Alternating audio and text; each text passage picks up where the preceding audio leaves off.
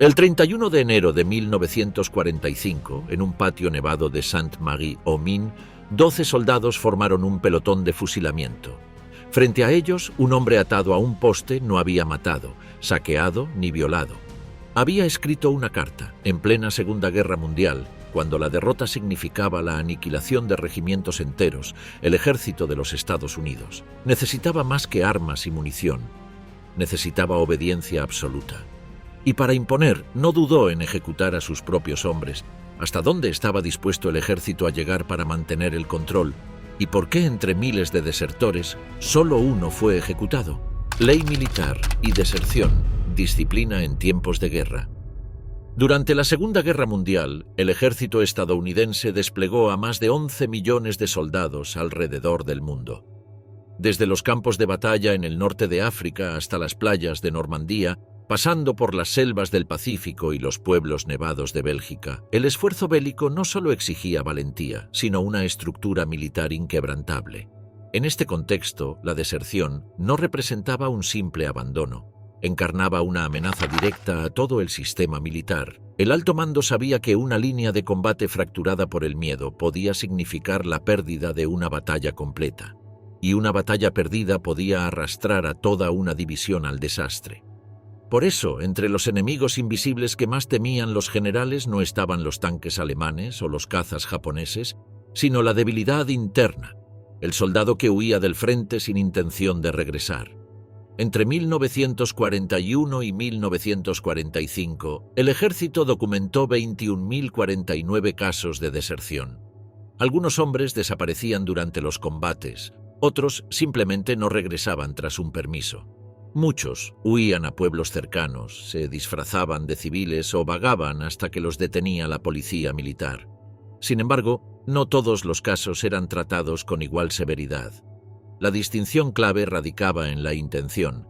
Cuando un soldado superaba los 30 días de ausencia o existían pruebas claras de que no planeaba volver, el cargo de deserción se volvía ineludible. De los más de 21.000 desertores registrados, 2.864 fueron formalmente juzgados bajo un Consejo de Guerra General.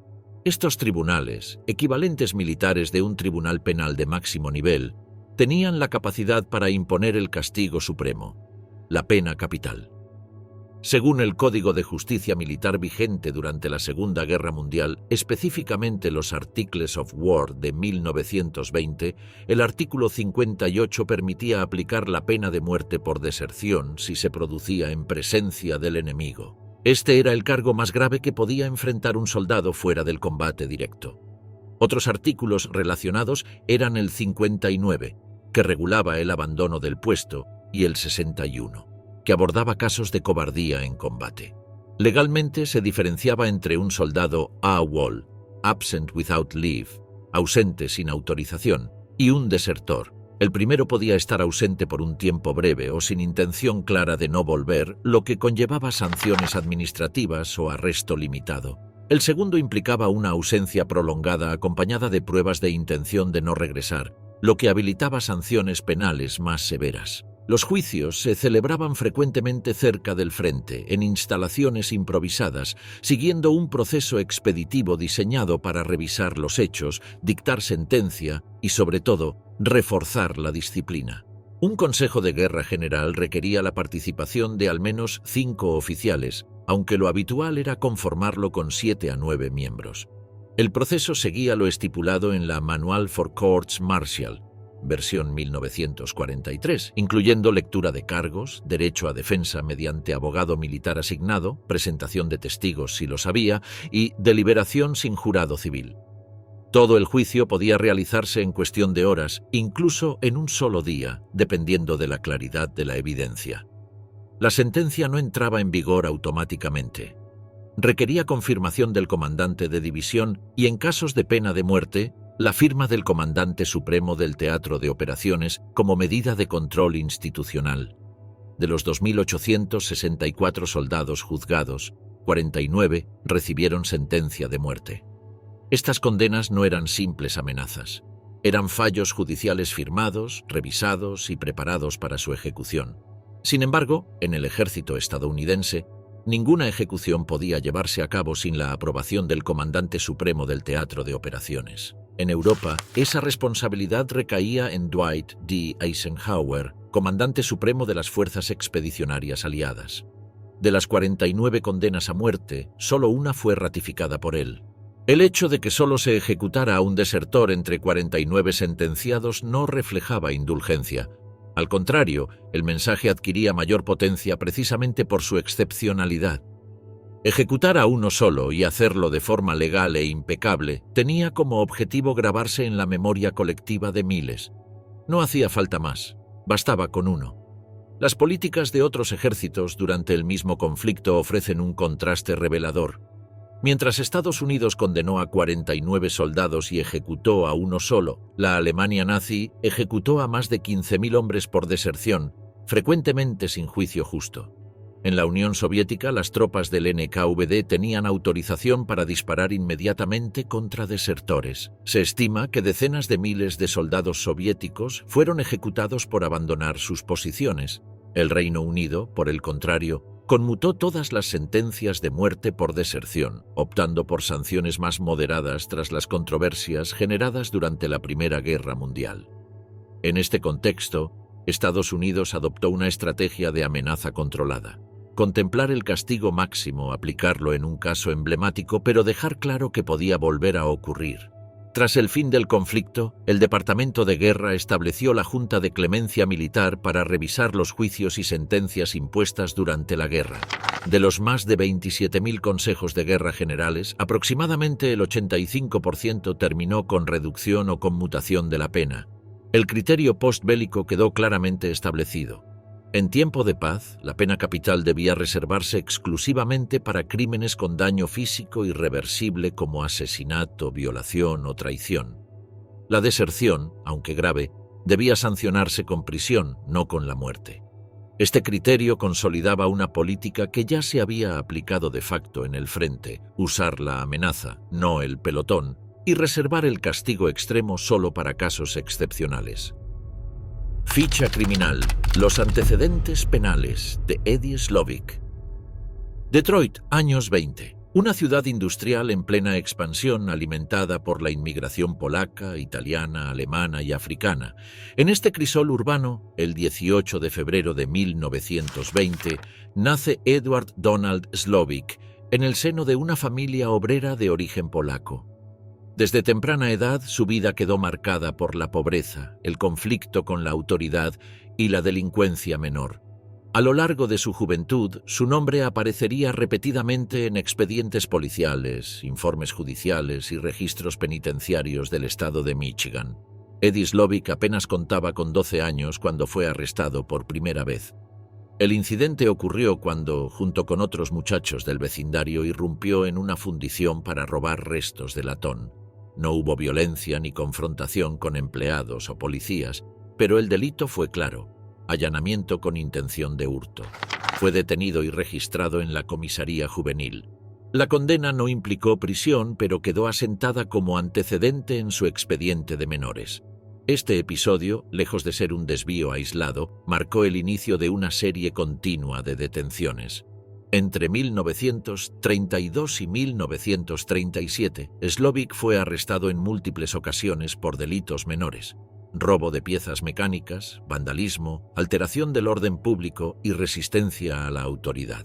En todas estas detenciones existía un patrón común: actos impulsivos, sin planificación elaborada, cometidos junto a otros jóvenes en barrios industriales deprimidos. No hubo armas, no hubo víctimas graves, pero sí una repetición de conductas que llamó la atención del sistema judicial. En octubre de 1937, con 17 años recién cumplidos, Slovic fue juzgado como adulto por varios delitos acumulados: intento de hurto, resistencia a la autoridad y fuga. Recibió una condena de prisión y fue enviado a una institución correccional estatal. En esa etapa, Slovic fue internado en la Jackson State Prison, una de las prisiones más grandes y pobladas del país durante los años 30, ubicada al oeste de Detroit. Era conocida por alojar a jóvenes con delitos repetitivos no violentos. También cumplió parte de su condena en el Detroit House of Correction, una cárcel local especializada en delitos menores y reformatorios de corto plazo. Ambas instituciones eran comunes para adolescentes y jóvenes adultos provenientes de entornos obreros marginales, sin vínculos con redes criminales organizadas. Slovic, según los archivos penitenciarios, no registró incidentes disciplinarios mayores durante su reclusión. Su historial ya incluía al menos 5 detenciones formales y múltiples advertencias del sistema de menores. Permaneció casi un año recluido antes de ser puesto en libertad condicional en septiembre de 1938. Durante algunos meses pareció mantener distancia de actividades delictivas, pero esta aparente estabilidad se quebró el 1 de enero de 1939. Aquella noche, junto a 3 amigos, robó un automóvil, lo condujo en estado de ebriedad y finalmente lo estrelló contra un poste telefónico. Fueron arrestados minutos después por la policía local. El caso pasó a juicio y al haber violado su libertad condicional, Slovic fue enviado nuevamente a prisión. Esta vez cumplió una sentencia más prolongada, extendiéndose hasta mediados de 1942. En total, entre 1937 y 1942, pasó más de 4 años encerrado en distintas instituciones de Michigan. Durante ese tiempo, aprendió oficios básicos como plomería y mecánica, pero su expediente penal continuaba creciendo. Al salir de prisión en 1942, Slovic consiguió empleo en una pequeña empresa de fontanería. Se estableció en Dearborn, una ciudad industrial cercana a Detroit. Allí conoció a Antoinette Wisniewski, una joven también de origen polaco con quien contrajo matrimonio en noviembre de ese mismo año. Durante algunos meses, su vida pareció tomar un rumbo diferente. Trabajaba como ayudante de plomero, evitaba problemas y mantenía una rutina estable. Sin embargo, aunque su conducta había cambiado, su historial judicial seguía condicionando su futuro. En esa época, Estados Unidos se encontraba inmerso en la guerra y el sistema de reclutamiento clasificaba a los hombres por categorías. Los individuos con antecedentes penales graves eran automáticamente catalogados como moralmente inelegibles para el servicio militar. Slovic fue clasificado como 4F, es decir, no apto por razones morales. En 1942, más de 1.800.000 hombres en edad militar habían sido clasificados como 4F por razones físicas, mentales o morales. Sin embargo, a partir de mediados de 1943, la creciente presión por cubrir bajas en los frentes europeo y del Pacífico llevó a la Junta de Servicio Selectivo a revisar cientos de miles de expedientes. El caso de Slovic no fue aislado. Entre julio de 1943 y enero de 1944, más de 150.000 hombres previamente excluidos fueron reclasificados como 1A y enviados a entrenamientos acelerados. Estas medidas fueron parte de una política nacional de emergencia aprobada por el Departamento de Guerra. A medida que el conflicto en Europa se intensificaba, las Fuerzas Armadas estadounidenses comenzaron a enfrentar una escasez progresiva de efectivos. Especialmente tras la campaña de Italia y los preparativos para el desembarco en Francia, la necesidad de hombres obligó a las autoridades a revisar los criterios de elegibilidad. En noviembre de 1943, la Junta de Reclutamiento del Estado de Michigan revisó el expediente de Slovic. A pesar de su historial penal, concluyeron que no presentaba problemas físicos o mentales y que su conducta desde 1942 no había generado nuevas detenciones. Fue reclasificado como 1A, apto para el servicio activo. Este cambio de clasificación fue común en aquel periodo. Decenas de miles de hombres con antecedentes menores fueron reclasificados para poder ser enviados al frente. La presión por cubrir las bajas era intensa y las divisiones recién formadas necesitaban personal con urgencia. Slovic fue llamado a filas en enero de 1944. Al ingresar en el ejército, fue enviado al centro de entrenamiento de Fort George G. Meade, en Maryland. Durante su instrucción básica, sus instructores y oficiales superiores tuvieron acceso a su expediente civil, que incluía las condenas de 1937 y 1939. Aunque esto no impedía su integración al servicio, generaba cierta desconfianza. Era práctica habitual que los soldados con pasado criminal fueran observados más de cerca por sus oficiales. Raramente se les asignaban roles de responsabilidad y casi nunca eran ascendidos. Con frecuencia se les destinaba como reemplazos de infantería, enviados a cubrir vacantes en unidades que ya habían sufrido bajas. En ese mismo periodo, el ejército estadounidense implementó una política no oficial de asignación de exconvictos a unidades de infantería pesada o roles de reemplazo de alto riesgo.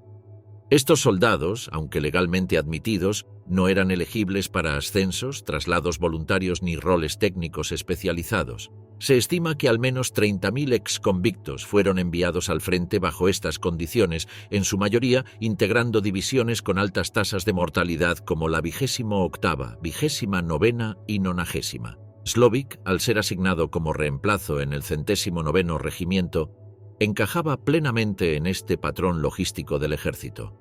Slovic fue asignado a la 28ª División de Infantería, una unidad que se preparaba para ser desplegada en Francia tras el desembarco de Normandía. En agosto de 1944, su unidad fue transportada a Europa. A partir de ese momento comenzaría la fase final de su breve carrera militar. Despliegue en Francia, camino a la deserción. Agosto de 1944. Las fuerzas estadounidenses avanzan por la Europa recién liberada tras el desembarco en Normandía. Francia, marcada aún por 4 años de ocupación nazi, se ha transformado en un escenario de combate caótico y mortífero. En este contexto aterriza Edward D. Slovic, un soldado de reemplazo recién llegado desde Estados Unidos. Su asignación, el 109º Regimiento de Infantería, parte de la 28ª División. El 109º Regimiento se encontraba operando al este de Elbeuf, en la región de Alta Normandía, como parte del avance posterior al desembarco en Normandía, día D. A finales de agosto de 1944, las tropas de la 28ª División atravesaban zonas rurales devastadas por los combates, con aldeas vacías, líneas férreas destruidas y campos minados. En esa fase del repliegue alemán hacia el este, el regimiento enfrentaba bombardeos dispersos, emboscadas y francotiradores apostados en zonas boscosas. Entre agosto y octubre de 1944, la 28ª División sufrió más de 1.200 bajas confirmadas, incluyendo muertos, heridos y desaparecidos, lo cual aceleró la rotación de reemplazos y creó un ambiente de fragilidad estructural y desorganización interna. Como reemplazo, Slovic formaba parte del sistema de rotación diseñado para cubrir las bajas en unidades ya desplegadas.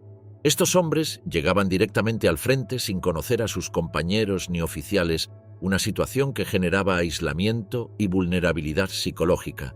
La realidad del combate distaba enormemente de la imagen idealizada de la guerra. En lugar de camaradería y propósito compartido encontraban caos, extrañeza y miedo. El otoño de 1944 en Normandía fue especialmente crudo. Las lluvias constantes transformaban los caminos en pantanos, ralentizando los movimientos de tropas y provocando atascos de vehículos y caídas constantes en el barro. Las temperaturas bajaban abruptamente durante la noche y la mayoría de los soldados carecía de abrigo adecuado, lo que derivó en miles de casos de congelación leve y neumonía en todo el frente. Las raciones de comida, conocidas como MRE o Meals Ready to Eat, eran muchas veces escasas, y los reemplazos recibían las sobras o eran enviados sin dotación completa. El sonido de artillería, los bombardeos nocturnos y la amenaza de minas ocultas mantenían a los nuevos soldados en estado de alarma permanente. En ese entorno, la desorientación de los recién llegados era constante y no se consideraba necesariamente un acto de insubordinación, sino una consecuencia esperada del sistema logístico deficiente. A diferencia de los ejércitos británico o soviético, que rotaban unidades enteras para mantener la cohesión y moral, el ejército estadounidense utilizaba un sistema individual de reemplazo. Bajo este modelo, soldados como Slovic eran enviados solos o en pequeños grupos a reforzar compañías activas sin haber entrenado con ellas previamente. Esta práctica, diseñada para mantener operativas las unidades sin interrumpir la cadena de mando, provocaba disfunciones importantes. Los reemplazos no conocían las dinámicas internas, generaban desconfianza entre los veteranos y tenían pocas posibilidades de adaptación rápida. En sectores como el del 109º Regimiento, Los reemplazos representaban hasta un 35% del total de tropas activas hacia septiembre de 1944, lo que multiplicaba los casos de desorientación, errores logísticos y ausencias involuntarias. La 28ª División operaba en la zona de Elbeuf, al sur de Rouen, durante una fase del avance hacia el este. Durante su desplazamiento inicial hacia la línea de combate, el convoy fue alcanzado por fuego de artillería alemana en un ataque nocturno. Las explosiones desorganizaron la formación y provocaron confusión entre los recién llegados. En medio del bombardeo, Slovik y otro soldado, John Tanky, se separaron de la columna principal. Desorientados, ambos vagaron hasta encontrar una posición controlada por la policía militar canadiense. Explicaron su situación como una separación involuntaria durante el ataque. Los canadienses no los consideraron desertores, sino extraviados, y los incorporaron temporalmente a tareas logísticas en su unidad. Permanecieron bajo protección canadiense durante 6 semanas completas. En ese sector del frente, unidades de la policía militar canadiense operaban en conjunto con las tropas estadounidenses, sobre todo en tareas de control logístico y seguridad perimetral. No era raro que soldados desorientados, como Slovik y Tanky, fueran recogidos por contingentes aliados distintos a su unidad original. El protocolo en estos casos consistía en verificar su identidad, proporcionar asistencia temporal y notificar a su regimiento para la reincorporación formal. Mientras tanto, los soldados eran integrados a tareas auxiliares como cocina, transporte o resguardo de suministros. En el caso de Slovik, su estancia de 6 semanas con los canadienses no fue irregular ni sospechosa para los estándares de campaña. Decenas de casos similares ocurrieron sin derivar en sanciones, precisamente por el caos operativo y la falta de comunicación interunidades.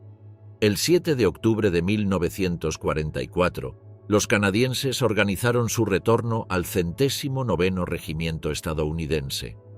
Al regresar, la cadena de mando no presentó cargos contra ellos. Las separaciones temporales durante operaciones de combate constituían un fenómeno frecuente en el frente europeo y rara vez se consideraban deserciones formales. Sin embargo, ese mismo día, tras su reintegración, Slovik solicitó una audiencia con su oficial al mando. La conversación marcó un punto de inflexión en su carrera militar. Con franqueza inusual, declaró que no estaba preparado para combatir, que experimentaba un miedo incontrolable y que si lo enviaban nuevamente a una unidad de primera línea, escaparía. El capitán le advirtió sobre las graves consecuencias de tal decisión, explicándole que podría enfrentar un consejo de guerra por deserción en zona de combate. Pese a la severa advertencia, Slovik no modificó su postura. No solicitó evaluación médica ni ayuda psicológica. El oficial, al no existir aún un acto consumado de deserción, simplemente ordenó su incorporación a la posición asignada en la compañía G. La mañana siguiente, mientras la unidad se preparaba para desplazarse, Slovik ejecutó su plan. No tomó su posición en la formación. En lugar de marchar hacia el frente con su compañía, caminó deliberadamente en dirección contraria. Recorrió más de 10 kilómetros alejándose de la línea de combate, atravesando aldeas francesas recién liberadas, hasta encontrarse con un cocinero perteneciente al 112º Regimiento de Infantería. Al presentarse ante este soldado, Slovik entregó un documento escrito a mano que cambiaría definitivamente su destino. Se trataba de una confesión donde admitía su deserción y expresaba su negativa a regresar al combate. Con este acto, consciente o inconscientemente, Slovik cruzaba una línea que lo separaba de miles de otros desertores. Dejaba constancia escrita y firmada de su abandono voluntario del deber. La nota firmada, confesión que selló su destino. La mañana del 9 de octubre de 1944, un cocinero del 112º Regimiento de Infantería recibió una carta que pasaría a la historia de la justicia militar estadounidense. El documento, escrito en lápiz sobre papel de libreta, con ortografía rudimentaria pero mensaje inequívoco, sería la evidencia central en uno de los casos más extraordinarios de la Segunda Guerra Mundial. Esa carta, firmada por Edward Donald Slovik, no fue redactada bajo presión ni como respuesta a un interrogatorio. Fue una confesión voluntaria que lo llevaría a convertirse en el único soldado estadounidense ejecutado por deserción desde la Guerra Civil. Su texto decía: Yo, el soldado Eddie D. Slovic, 36.896.415, confieso haber desertado del ejército de los Estados Unidos. En el momento de mi deserción estábamos en Elbeuf, Francia. Fui a Elbeuf como reemplazo. Estaban bombardeando la ciudad y nos ordenaron cavar para pasar la noche. A la mañana siguiente nos bombardearon de nuevo. Estaba tan asustado, nervioso y temblando que cuando los otros reemplazos salieron, yo no pude moverme. Me quedé allí hasta que se calmó. Después caminé al pueblo. No vi a ningún soldado estadounidense, así que pasé la noche en un hospital francés. Al día siguiente me entregué al cuerpo de policía militar canadiense. Después de estar con ellos 6 semanas, me entregaron a los estadounidenses. Me dejaron libre. Le conté mi historia a mi oficial al mando. Le dije que si tenía que volver al frente me escaparía. Me respondió que no podía hacer nada por mí. Entonces me escapé de nuevo y lo haré otra vez si tengo que regresar. El texto carecía de adornos. No contenía quejas ni justificaciones elaboradas. Era la confesión directa de un soldado que declaraba abiertamente su negativa a regresar al combate. El cocinero entregó la nota a un sargento, quien consultó con un teniente. En cuestión de horas, Slovic fue presentado ante el capitán Vincent Himmel, quien le ofreció una salida. Podía romper la nota, volver a su unidad y evitar consecuencias graves. Slovic se negó. El caso fue remitido al teniente coronel Henry Sommer, del Cuerpo de Abogados del Ejército. Comprendiendo la gravedad potencial del asunto, Sommer convocó a Slovic para una conversación privada donde le explicó que la deserción en zona de guerra era un delito capital castigado con la muerte.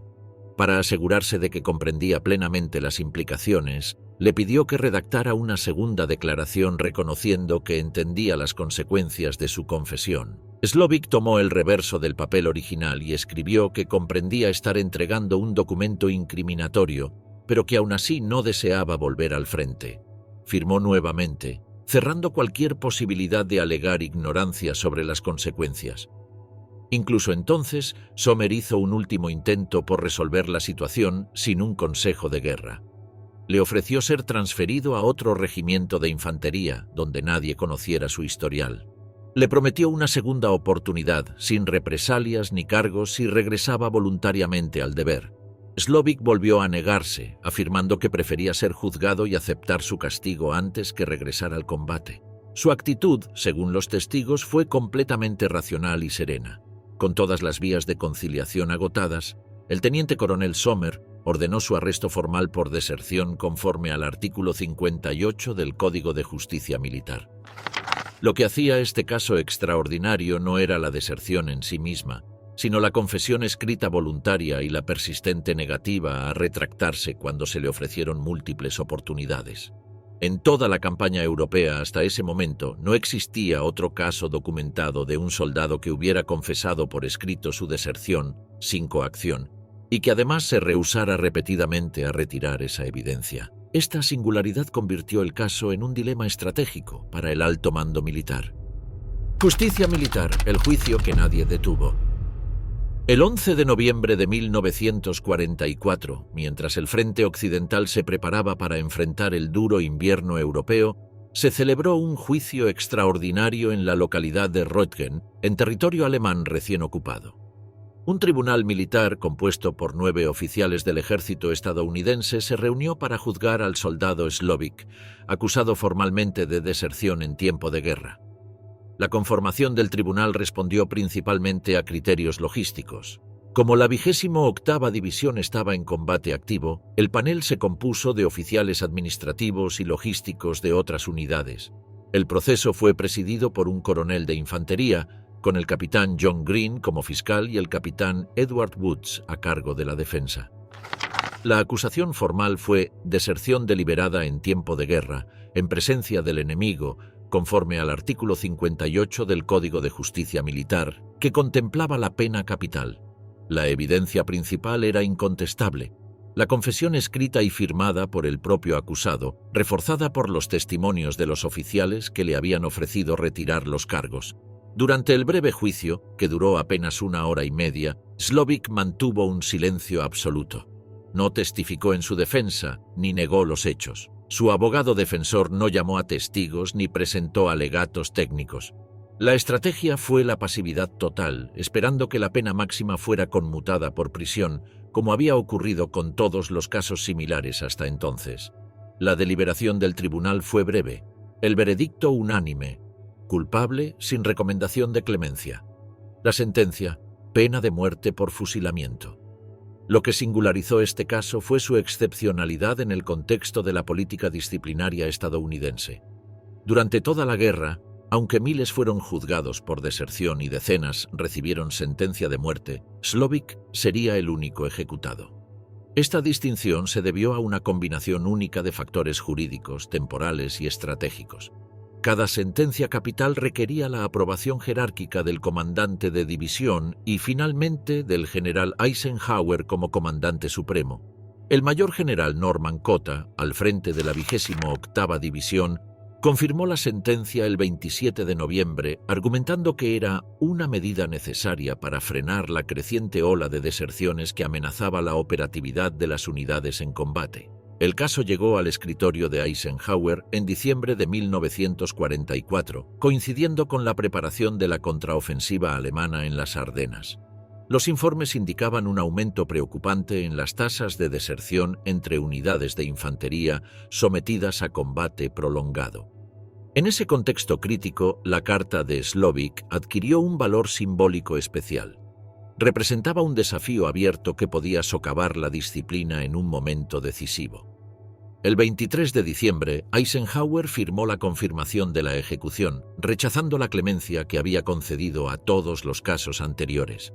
La decisión de ejecutar únicamente a Slovic respondía a criterios tanto jurídicos como estratégicos. En otros casos similares, los tribunales de revisión habían considerado factores atenuantes como trastornos psicológicos, arrepentimiento o condiciones extremas de combate. Algunos soldados recibieron conmutación tras demostrarse estrés de combate severo o tras presentar informes médicos favorables. En el caso de Slovic, su historial penal previo, aunque no se mencionó oficialmente como motivo, probablemente influyó en la percepción de su carácter y disciplina. Más determinante aún fue la extraordinaria claridad de la evidencia. Una confesión escrita, reafirmada conscientemente, y una resistencia persistente a aceptar múltiples oportunidades de reintegración. El momento histórico también resultó crucial. La ejecución se decidió durante la preparación para la batalla de las Ardenas, cuando el alto mando buscaba reforzar la disciplina en sus filas. En ese contexto, Slovic se convirtió en el ejemplo que la estrategia militar necesitaba, el mensaje contundente dirigido a miles de soldados que pudieran contemplar abandonar sus puestos durante la crítica ofensiva invernal. A diferencia de otros condenados, Slovic no contó con oficiales que intercedieran activamente por él, ni con evaluaciones médicas que revelaran trastornos psicológicos. Su caso reunió lo que podría llamarse una tormenta perfecta de factores adversos que lo convirtieron en el único entre miles en enfrentar el pelotón de fusilamiento. Disciplina de acero, la única ejecución del ejército americano. La mañana del 31 de enero de 1945, en la pequeña localidad francesa de Sainte-Marie-aux-Mines, se llevó a cabo la única ejecución por deserción del ejército estadounidense durante la Segunda Guerra Mundial. Las temperaturas estaban bajo cero, la nieve cubría los tejados y las calles permanecían desiertas cuando Eddie D. Slovic, de 24 años, fue conducido a su destino final. El escenario elegido fue el patio trasero de una casa requisada por el ejército, cuyo muro de piedra proporcionaba completa privacidad. Al centro del patio, un poste de madera de 15 centímetros de ancho aguardaba al condenado. La ejecución sería supervisada por el comandante del 109º Regimiento, al que Slovic había pertenecido brevemente. Minutos antes de las 10, Slovic fue extraído de su celda. Vestía un uniforme despojado de insignias y botones metálicos, siguiendo la tradición militar de separar al condenado de su identidad como soldado. Debido al frío extremo, lo cubrieron con una manta de campaña. Un capellán militar católico lo acompañó durante el corto trayecto, ofreciéndole los últimos sacramentos. Según testigos presentes, Slovic respondió con serenidad: «Padre, rece por mí allá arriba. Rezaré para que usted no venga muy pronto». No mostró resistencia cuando dos asistentes lo condujeron hasta el poste y lo sujetaron con correas de cuero sobre el pecho, abdomen y muslos. Para evitar que su cuerpo colapsara al recibir los disparos, instalaron un gancho metálico en su espalda anclado al poste. Finalmente, un soldado le colocó una capucha negra sobre la cabeza. Slovic no solicitó palabras finales ni pidió escribir una última carta. El pelotón estaba formado por 12 soldados del 109º Regimiento, seleccionados por sus superiores. Cada uno recibió un fusil M1 Garand con un solo cartucho. 11 contenían munición real y 1 bala de fogueo, aunque ninguno sabía cuál portaba la munición inerte, una tradición que buscaba aliviar la conciencia de los ejecutores. A las 10:04 el oficial dio la orden: Ready, aim, fire. La descarga fue simultánea. El cuerpo de Slovic recibió 11 impactos, 4 de ellos potencialmente mortales, en el hombro izquierdo, pecho, abdomen superior y cuello. Sin embargo, no murió instantáneamente. El médico oficial registró signos vitales durante aproximadamente 15 minutos hasta que finalmente certificó su muerte a las 10:19. Su cuerpo fue envuelto en una lona militar y transportado al cementerio militar americano de Oise-Aisne, donde fue enterrado en la sección E, un área separada reservada para soldados ejecutados por crímenes graves. Su tumba no recibió cruz blanca ni insignias, solo una marca con su número de identificación: 36.896.415. En esa misma sección reposaban otros 95 soldados estadounidenses, ejecutados por delitos como asesinato o violación. El nombre de Slovic y las circunstancias de su muerte permanecieron en secreto durante años. Ningún anuncio oficial se hizo a las tropas, aunque el mensaje circuló discretamente: un hombre ha sido fusilado por desertar. En los días siguientes, varios comandantes reportaron una disminución notable en los intentos de deserción, especialmente críticos durante la fase final de la batalla de las Ardenas, cuando las tropas aliadas se enfrentaban no solo al enemigo, sino también al clima extremo que causaba numerosas bajas por congelamiento. Antoinette Slovic, su esposa, recibió solo notificaciones vagas sobre su fallecimiento en el cumplimiento del deber. No fue hasta 1954, con la publicación del libro The Execution of Private Slovic por William Bradford Huey, que el público estadounidense y la propia viuda conocieron los detalles completos del caso. Durante años, Antoinette intentó obtener beneficios como viuda de veterano y una pensión, pero fueron denegados debido a la naturaleza de la condena. Hasta su muerte en 1979 luchó sin éxito por conseguir un perdón presidencial póstumo para su esposo. En 1987, los restos de Eddie Slovic fueron finalmente exhumados y repatriados a Estados Unidos. Fue enterrado junto a su esposa en el cementerio Woodmere de Detroit, con una lápida sencilla que muestra su nombre, fechas y rango militar, sin mención a las circunstancias de su muerte. El caso Slovic representa una singular intersección en la historia militar estadounidense. El punto exacto donde confluyen el poder disciplinario en su expresión más extrema y la vulnerabilidad humana frente al horror de la guerra. Su ejecución, vista en perspectiva histórica, continúa planteando interrogantes sobre la proporcionalidad del castigo y los límites éticos del deber militar en tiempos de conflicto. Los otros 48, los que sobrevivieron al veredicto final. En las mismas trincheras donde luchó Slovic, decenas de miles de soldados enfrentaron el mismo dilema moral: cumplir con su deber o ceder al miedo natural ante la muerte inminente. Miles desertaron, y entre ellos, 48 recibieron la misma sentencia que Slovic, pero corrieron mejor suerte. Sus historias, menos conocidas pero igualmente reveladoras, muestran los complejos matices de la justicia militar en tiempo de guerra. Estos 48 hombres componían un grupo heterogéneo, procedían de diversas divisiones: infantería, artillería, cuerpos blindados. Algunos eran reincidentes, con múltiples intentos de fuga. Otros habían cometido deserción agravada por actos adicionales, robo de suministros militares, falsificación de documentos o abandono durante combate activo. Varios presentaban perfiles psicológicos complejos con traumas previos o trastornos de personalidad. Lo que los unificaba era simplemente la sentencia: todos habían sido condenados a muerte por deserción. Un caso representativo fue el de un soldado del Quinto Regimiento que desertó 3 veces consecutivas durante la campaña de Italia. Tras su tercera fuga, fue capturado por la policía militar y juzgado sumariamente.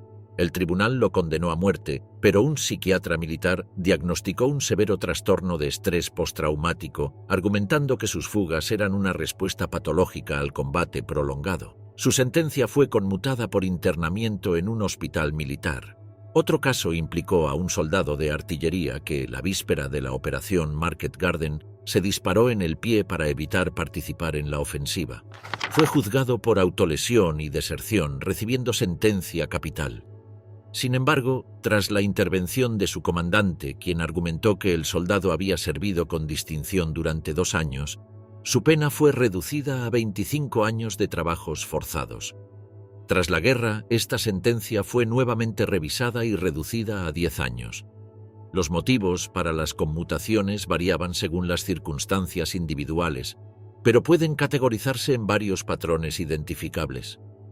El historial de servicio previo era un factor determinante. Aquellos con condecoraciones o menciones honoríficas tenían mayor probabilidad de recibir clemencia. La intervención de oficiales superiores también resultaba crucial. Si un comandante solicitaba personalmente la revisión de una sentencia, frecuentemente era atendido. Factores médicos jugaron un papel decisivo en muchos casos.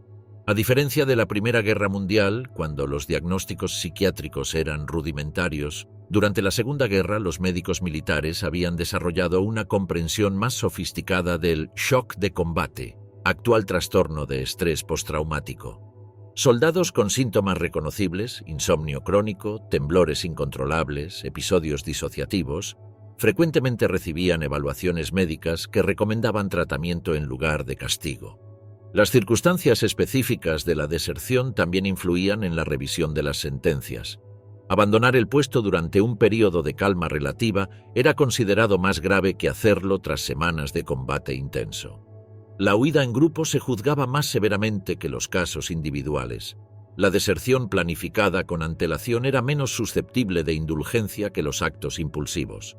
Existían también factores sociales y culturales que, aunque no aparecían formalmente en los expedientes, influían en las decisiones. Soldados con familias dependientes, especialmente con hijos pequeños, tenían mayores probabilidades de recibir clemencia. Aquellos con educación formal más elevada o profesiones previas respetadas, médicos, abogados, profesores, solían beneficiarse de una predisposición favorable de los tribunales de revisión. El momento histórico de la condena también resultaba determinante.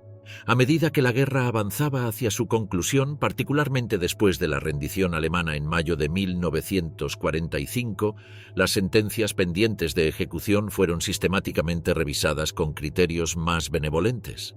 La victoria aliada permitió que consideraciones humanitarias comenzaran a prevalecer sobre las necesidades tácticas de mantener una disciplina férrea. Un caso particularmente ilustrativo involucró a 3 soldados de la Tercera División que habían desertado durante la campaña de Sicilia. Condenados a muerte en septiembre de 1943, permanecieron en espera de ejecución por más de 1 año, mientras sus casos eran revisados por diversas instancias. Tras el día D, con la victoria aliada cada vez más cercana, sus sentencias fueron conmutadas por 30 años de prisión. En 1950, durante la posguerra, los 3 fueron indultados y liberados. El contraste con el caso Slovic resulta revelador. Los otros 48 condenados lograron, mediante diversas circunstancias, evitar la ejecución. Algunos contaron con oficiales que intercedieron activamente por ellos. Otros se beneficiaron de diagnósticos médicos oportunos. Muchos simplemente tuvieron la fortuna de que sus casos fueran revisados en momentos donde la política disciplinaria se estaba flexibilizando. Slovic, en cambio, reunió una tormenta perfecta de factores adversos: un historial criminal previo, una confesión escrita indiscutible, la ausencia de oficiales dispuestos a interceder, la coincidencia con un momento crítico, la batalla de las Ardenas, cuando el alto mando buscaba reforzar la disciplina, y una actitud que fue interpretada como desafiante. Los destinos de estos 48 hombres tras la guerra fueron diversos. La mayoría cumplió sentencias reducidas en prisiones militares como Fort Leavenworth o Portsmouth Naval Prison, Con la llegada de la posguerra, muchos se beneficiaron de indultos parciales o totales durante las décadas de 1950 y 1960. Algunos regresaron a la vida civil intentando reintegrarse en una sociedad que celebraba a los veteranos pero ignoraba a aquellos con historiales problemáticos.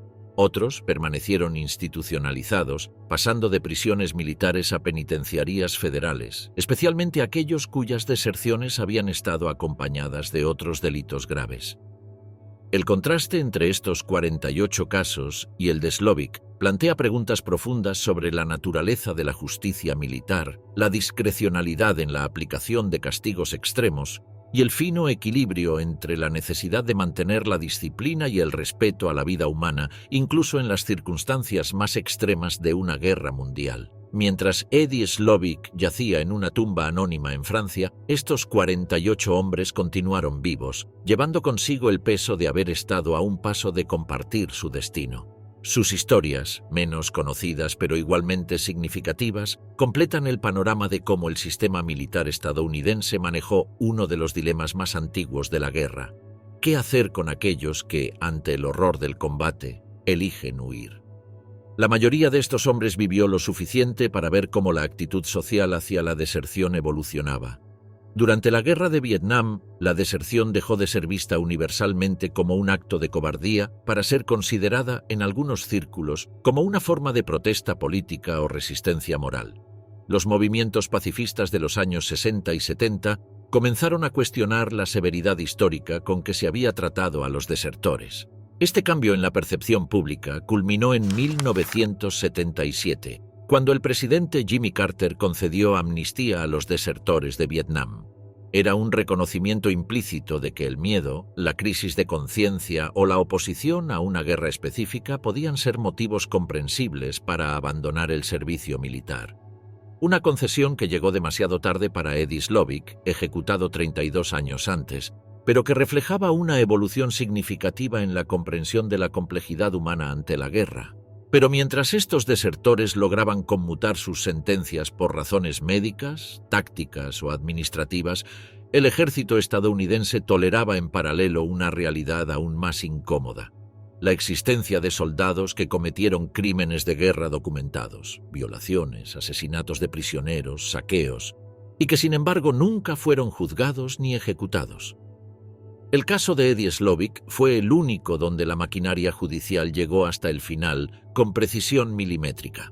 En otros se optó por el silencio, la omisión o la protección jerárquica. Durante la Segunda Guerra Mundial, al menos 443 soldados estadounidenses fueron condenados a muerte por delitos distintos a la deserción, principalmente por violación y asesinato. De esas condenas, 96 terminaron en ejecución efectiva. El resto fueron conmutadas. Pero más allá de estas cifras, miles de crímenes cometidos por tropas estadounidenses contra civiles enemigos nunca llegaron siquiera a juicio. En el teatro europeo, hay constancia de violaciones múltiples cometidas por soldados durante el avance por Francia, Bélgica y Alemania. Algunas fueron reportadas por alcaldes locales, otras por capellanes militares. En la mayoría de los casos, la respuesta institucional fue mínima: traslado administrativo o expulsión del ejército sin cargos penales. En Normandía, varios informes internos de la policía militar registraron abusos sexuales cometidos en las semanas posteriores al día D. Un documento del Comando Supremo Aliado, fechado en julio de 1944, advertía sobre un patrón creciente de conductas criminales contra la población civil que requiere atención inmediata. Aún así, solo una fracción de esos casos fue formalmente procesada. Las víctimas, en su mayoría mujeres campesinas, no hablaban inglés, no tenían representación legal y eran presionadas para no formalizar quejas. En Alemania las cifras fueron aún más graves. Hacia finales de 1945, la Oficina de Servicios Estratégicos, OESS, y la Oficina del Juez General del Ejército recibieron más de 450 denuncias de crímenes contra civiles cometidos por tropas aliadas, muchas de ellas archivadas por falta de pruebas, aunque existieran testigos. El caso de los prisioneros de guerra alemanes ejecutados sin juicio también ofrece un contraste brutal. En varias campañas, especialmente en Sicilia, Normandía y las Ardenas, Hay registros de unidades estadounidenses que dispararon a soldados enemigos rendidos por temor a represalias o por represalia directa. Algunos oficiales admitieron estas ejecuciones en informes confidenciales como parte del caos del combate. La mayoría de estos incidentes fue ocultada o reinterpretada como muerte en acción y no derivó en ningún proceso judicial formal. En contraste, el proceso de Slovic fue impecable desde el punto de vista legal. Recibió defensa asignada, firmó voluntariamente su confesión, fue informado de las consecuencias y aún así mantuvo su postura. No cometió actos de violencia, no dañó a ningún civil ni militar, no destruyó propiedad ni comprometió operaciones. Solo se negó a combatir y lo hizo por escrito. Esa transparencia, paradójicamente, fue lo que selló su condena. ¿Por qué se ejecutó a Slovic y no a tantos otros cuyas acciones fueron objetivamente más graves? La respuesta está en el terreno operativo. Su ejecución no respondió a la proporcionalidad del crimen, sino a su utilidad táctica. En diciembre de 1944, las tasas de deserción estaban aumentando, especialmente en unidades de infantería bajo condiciones climáticas extremas. Los comandantes necesitaban un ejemplo inmediato. Slovic era el candidato perfecto. No tenía aliados internos, no contaba con condecoraciones, no mostraba señales de trastorno mental y, lo más importante, no ocultó su decisión. Mientras tanto, soldados con historial violento o delitos mayores contaban con redes de protección jerárquica, compañeros dispuestos a encubrirlos o simplemente el beneficio del anonimato. Slovic, en cambio, firmó su propia sentencia al entregar su nota escrita. Era visible, aislado y prescindible. Varios historiadores militares han señalado que la ejecución de Slovic fue una herramienta simbólica, no un acto de justicia equilibrada. En palabras del historiador William Manchester, Slovic murió no por lo que hizo, sino por lo que otros podrían hacer si no se les mostraba lo que ocurriría. Incluso dentro del ejército hubo oficiales que cuestionaron en privado la elección. Uno de ellos, citado anónimamente en una nota interna de 1946, escribió: ¿Cuántos asesinos tuvimos que no fueron tocados? Y matamos a uno que solo escribió que tenía miedo. El caso Slovic, al ser visto junto a los crímenes no castigados del mismo conflicto, revela una lógica de justicia más funcional que moral. No fue el único condenado, ni el único cobarde, pero sí el único que encajó perfectamente en el molde del ejemplo disciplinario necesario. Esa combinación de legalidad técnica, contexto estratégico y visibilidad administrativa explica por qué murió mientras otros, más culpables, vivieron. Su historia, entonces, no solo refleja la rigidez del código de guerra, sino también las prioridades selectivas de un ejército en guerra: castigar donde era fácil, útil y oportuno.